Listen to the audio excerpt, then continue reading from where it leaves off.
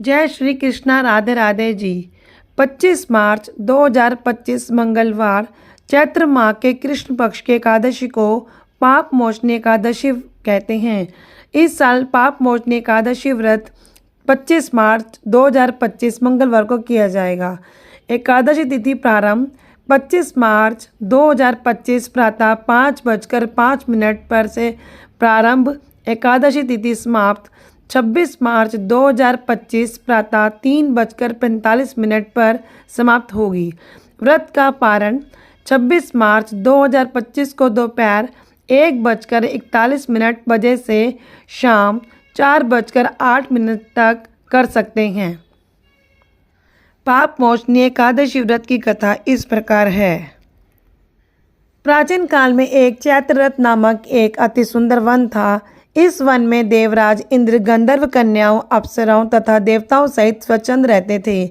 और इस वन में चैवन ऋषि के पुत्र मेधावी नामक ऋषि तपस्या करते थे।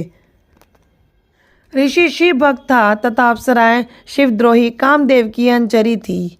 एक समय की बात है कि कामदेव ने बदले और द्वेष की भावना से ऋषि मेधावी की तपस्या को भंग करना चाहा। इसी उद्देश्य की पूर्ति के लिए कामदेव ने मनुघोषा नामक अप्सरा को वहां भेजा।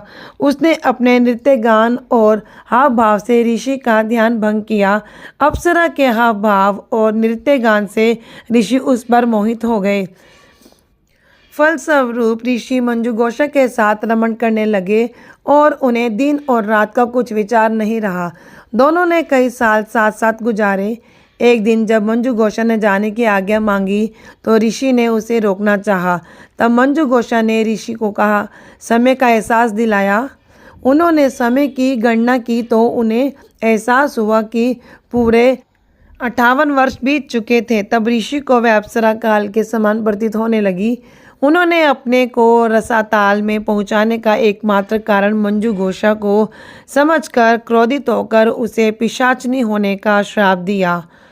श्राप सुनकर मंजुघोषा भयभीत हो गई और ऋषि के चरणों में गिरकर प्रार्थना करने लगी। कांपते हुए उसने ऋषि से बहुत अनुनय विनय करने पर ऋषि का दिल पसीज गया। उन्होंने कहा, यदि तुम चैत्र कृष्ण पाप मोचनी एकादशी का विधि पूर्वक व्रत करो तो इसके करने से तुम्हारे सारे पाप नष्ट हो जाएंगे। मंजुघोषा को मुक्ति का विधान बताकर मेधावी ऋषि अपने पिता महर्षि चैवन के श्राप की बात सुनकर चैवन ऋषि ने कहा, पुत्र, यह तुमने क्या अनर्थ कर दिया। श्राप देकर अपना सारा पुण्य क्षीण कर दिया। अतः तुम भी पाप मोचनी एकादशी का व्रत करो। इस प्रकार पाप मोचनी एकादशी का व्रत करके मंजुघोषा ने शाप से तथा ऋषि मेधावी ने पाप से मुक्ति पाई।